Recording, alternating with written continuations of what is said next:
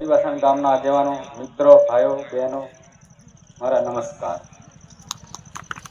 હવે ઘણી બધી વાતો કરી આપણા યુવાન મિત્રોએ. ખેડૂત કિસાન ન્યાય પંચાયત, કિસાન એટલે ખેડૂત. આપણે ખેડૂત વિશે થોડીક વાત કરીએ. ચાલુ વર્ષે કમોસમી વરસાદ એટલે માવઠું કહેવાય. માવઠું થયું, લોકોનો ઘણો અનાજ ધોવાઈ ગયું, સોયાબીન કશું પાકી નહીં, કપાસ ધોવાઈ ગયો, મગફળી ધોવાઈ ગઈ, ડાંગર ધોવાઈ ગઈ. તો આપણા આમ આદમી પાર્ટીના એવા ચૈતર વસાવા સાહેબે અને ગોપાલ ઇટાલિયા આમ આદમી પાર્ટીના વિસાવદરના ધારાસભ્ય સાહેબશ્રીએ આ બંને જણો ગયા ગાંધીનગર વિધાનસભામાં રજૂઆત કરી મુખ્યમંત્રી સાહેબને કે ધોવાણ આ વર્ષે અમારે ગુજરાતમાં બહુ થઈ ગયું છે સાહેબ, આ લોકોને કંઈક વળતર તમે આપો.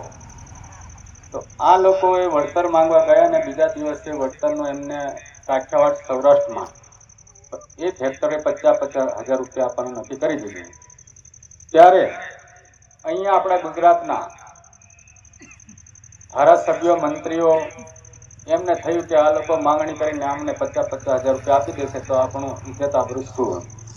તો આ લોકો બીજા દિવસે આપણા ગુજરાતના ધારાસભ્ય મંત્રીઓએ ગામડે ગામડે ફર્યા અને સર્વે કરવાનું તલાટીને ગ્રામસેવકને આદેશ આપી દીધો કે જેટલું ધોવાણ થયું હોય અમને સર્વે કરો અને અમને જે કંઈ હોય તે વળતર આપો. તો અહીંના જે ધારાસભ્ય મંત્રીઓ ખેતરે દોડવા લાગ્યા, પ્રેસ મીડિયાને બોલાવીને ડાંગરના પૂળિયા જે બગડેલા હતા એ ઉંચકીને ફોટા પડાવ્યા અને એ લોકોએ પૂળિયાની ઉંચકતાની સાથે જ કીધું કે આ તમારે ડાંગરના પૂળિયામાં વાસ આવે છે. તો આ લોકો આટલું બધું આપણે અદેખાઈ કરતા હોય, આપણા માણસો, આપણા ધારાસભ્યો આપણે ચૂંટાઈને મોકલ્યા હોય, એમને ડાંગરના પૂળિયામાં વાસ આવતો હોય તો એમના કમળના ફૂલમાં પણ આપણને વાસ આવે છે. મિત્રો, એને તમે ઝાડુ મારી દો. હવે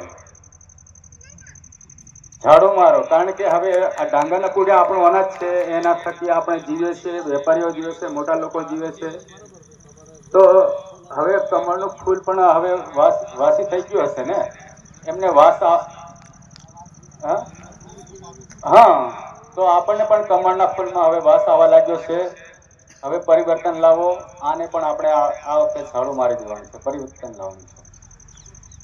હવે ગ્રામ સેવકની વાત કરીએ. આપણે ગ્રામ સેવક તે આપણા માણસો કહેવાય, એમના આપણે સરકારના નિમેલા જે ખેડૂતોને કોઈ મુશ્કેલી પડે, કોઈ સહાય યોજના હોય, એમને જાણ કરવાનું હોય ત્યારે ગ્રામ સેવક ગામડે ગામડે હવે ફરતા નથી. પેલા દર મંગળવારે ગ્રામ સેવક આવશે, એવું કંઈક ટેપો કે બોર્ડ પર નામ લખાતું હતું, આવતીકાલે અમુક ગામમાં ગ્રામ સેવક જશે. પણ હવે આ થોડું ઘણું ઓનલાઈન થઈ ગયું એટલે જે કંઈ આગેવાનો હોય તે આપણા ગરીબ માણસ સુધી મેસેજો પહોંચાડતા નથી.